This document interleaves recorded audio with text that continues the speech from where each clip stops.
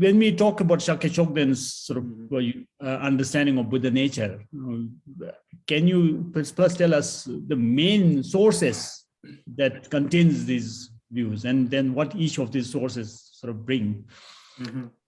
Yeah, obviously, when we talk about the Buddha nature, it's much more than just Ratnagotra Vibhaga or something like that, right? You have multiple sources.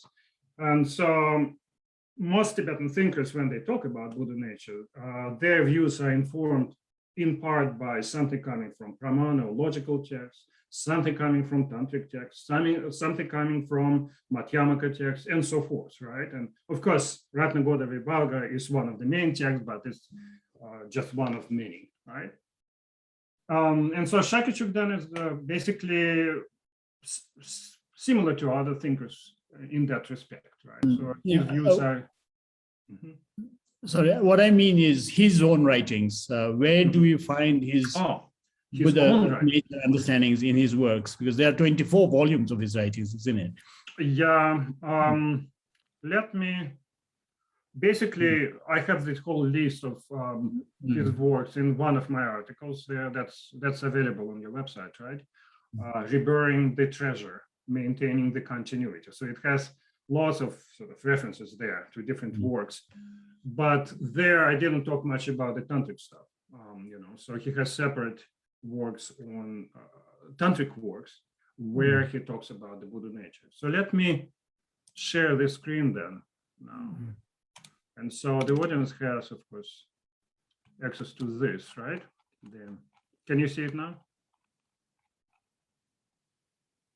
Yes, we can see, yes. Okay. Yeah, so let's see. So if you look at his non-tantric works, right? One of the earliest commentaries he wrote was when he was less than 30 years old, right? Where he followed Ronten, one of his main teachers. So where he basically, explained Tathagata Garbha or Buddha nature in a way Ronten explained it.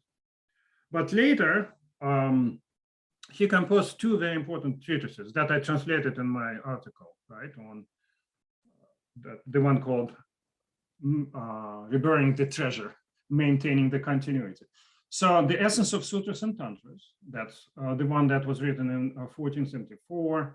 And the other one, we don't have the exact date, but it definitely is later for different reasons I can explain.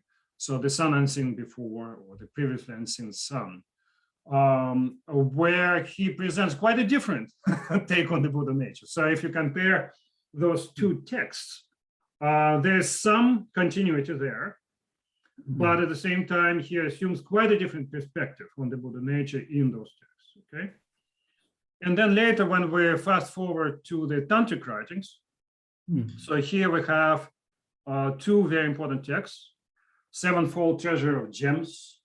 It's basically a commentary on Guhya Samaja Tantra that he composed in just 3 years before he passed away. And the other one is the thorough establishment of the glorious original Buddha. That is the commentary on Chakra-samvara, in particular dealing with the body mandalas and so forth.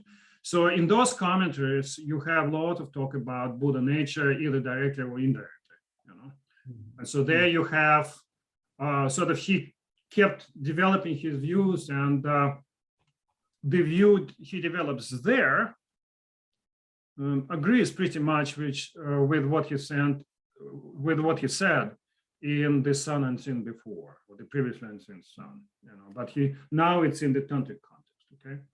So those are the main texts, the four main texts, but there are lots of texts where he addresses the topic of the Buddha nature, in passing, or maybe focuses on some aspects of it.